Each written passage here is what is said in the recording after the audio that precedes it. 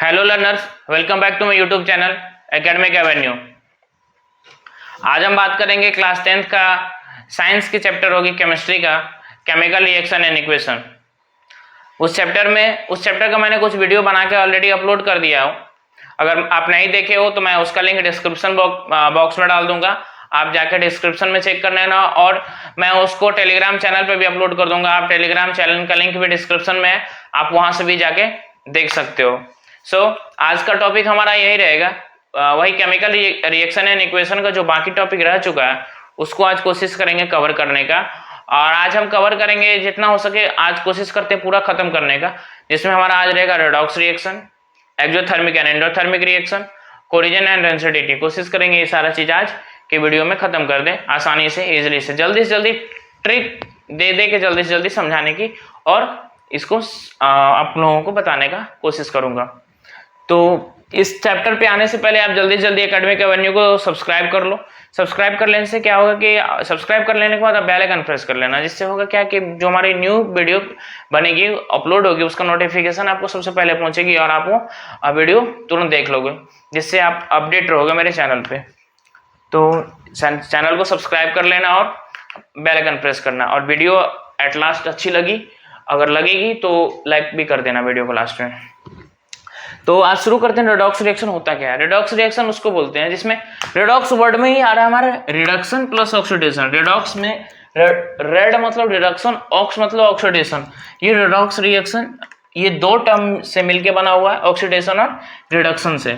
इसमें होता क्या है, लॉस या गेन ऑफ इलेक्ट्रॉन होता है, या फिर ऑक्सीजन का लॉस होगा या फिर हाइड्रोजन का गेन होगा, उसी को हम बोलेंगे रेडॉक्स रिएक्शन। जिसमें ऑक्सीडेशन और रिडक्शन एक ही रिएक्शन में साइमल्टेनियसली दोनों वर्क करता है। जिस एक साइड रिडक्शन होगा तो दूसरी ओर ऑक्सीडेशन होगा। तो समझते हैं ऑक्सीडेशन क्या होता है।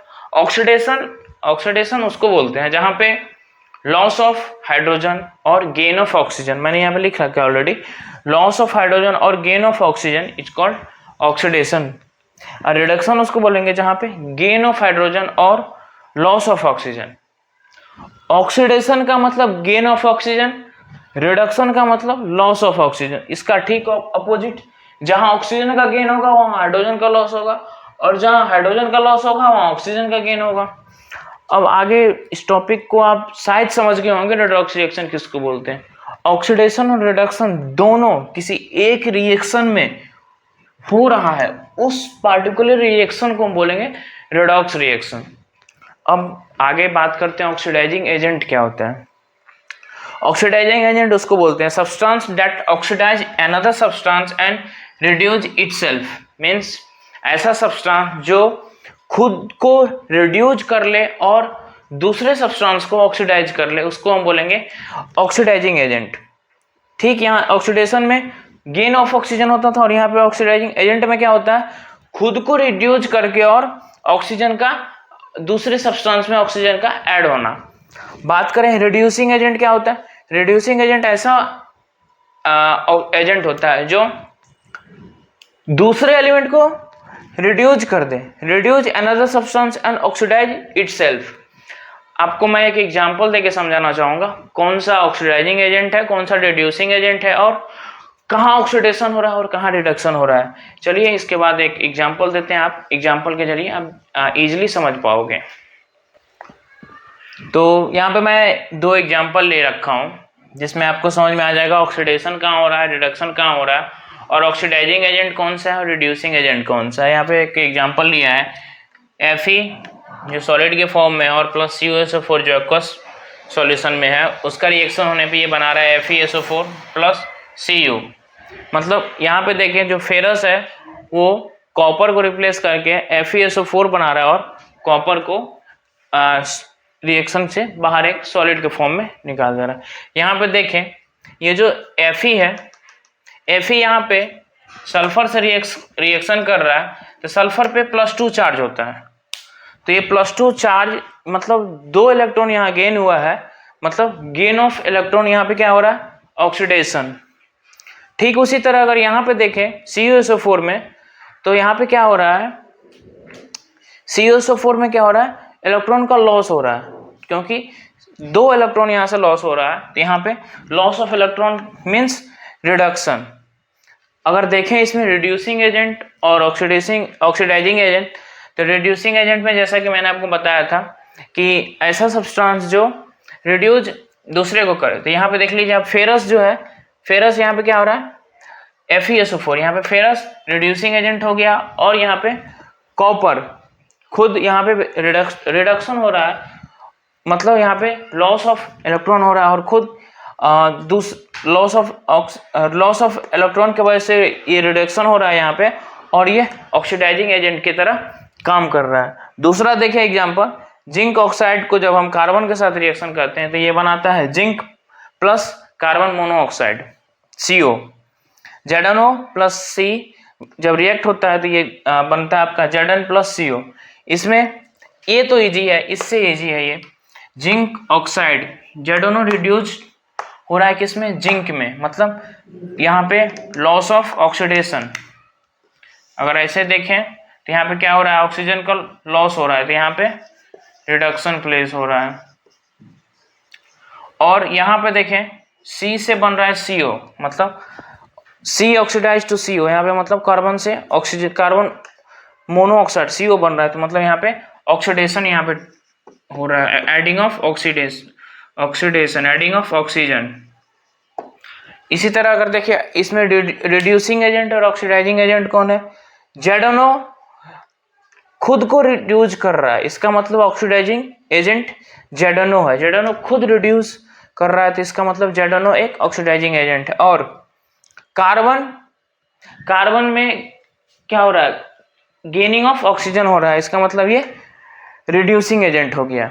ये दो एग्जांपल मैंने आपको दिया जिसमें आपको रेडॉक्स रिएक्शन समझाने की कोशिश किया, और ऑक्सीडेशन क्या होता है, रिडक्शन क्या होता है, रिड्यूसिंग एजेंट क्या होता है, ऑक्सीडाइजिंग एजेंट क्या होता है, मैं आपको समझाने की कोशिश की। अगर आपको फिर भी कोई डाउट रह गया हो तो आप मुझे कमेंट सेक्शन में मेंशन कर देना, या फिर आप टेलीग्राम चैनल पे आप डायरेक्ट मुझे मैसेज करना, मैं आपको वो डाउट क्लियर करने का कोशिश करूँगा।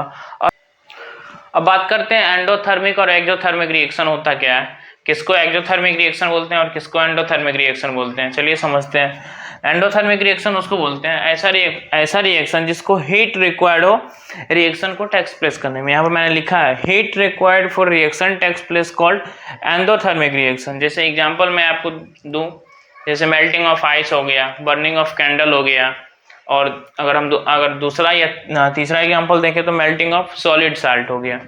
तो एंडोथर्मिक रिएक्शन एक सिंपल वर्ड में उसको कहें ऐसा रिएक्शन जिसको बाहर से हीट देना पड़े उस रिएक्शन को कराने के लिए उसको हम बोलेंगे एंडोथर्मिक रिएक्शन। जिसको बाहर, एंडो का मतलब ये आओ और अंदर से मुझे हीट दो, एंडोथर्मिक मतलब अंदर से हीट देना, उसको बोलते हैं हम एंडोथर्मिक रिएक्शन। और एंडोथर्मिक रिएक्शन उसको बोलेंगे evolution of heat during a reaction, मतलब हीट का इवोल्यूशन, हीट का निकलना रिएक्शन के दौरान, उसको हम बोलेंगे एक्सोथर्मिक रिएक्शन। ये जनरली कॉम्बिनेशन रिएक्शन में ही हीट इवोल्यूशन होता है, क्योंकि कॉम्बिनेशन रिएक्शन में एक किसी की जो कंबाइन होता है दो सब्सटेंस या दो मॉलिक्यूल, जो न्यू सब्सटेंस फॉर्म होता है, तो जनरली उसमें हीट का इवोल्यूशन होने की चांसेस होती है मोस्टली। इसका एग्जांपल जैसे देख लें, AlFe2O3 gives Al2O3 plus Fe। यहाँ पे डिस्प्लेसमेंट रिएक्शन हो रहा है, फिर भी यहाँ पे हीट का इवोल्यूशन हो रहा है। नेक्स्ट हम बात करें CH4 plus 2O2 gives CO2 plus 2H2O।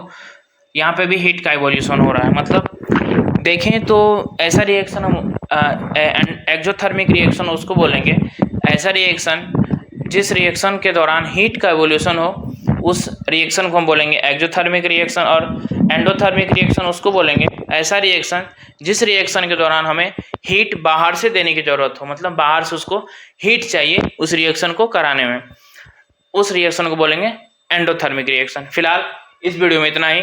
जल्दी से जल्दी एकेडमिक एवेन्यू को सब्सक्राइब कर ले, बेल आइकन प्रेस कर ले, और वीडियो अच्छी लगी हो तो लाइक करें और अपने दोस्तों को शेयर करें, और जितने भी आपके क्लासमेट्स हैं उसको शेयर करें।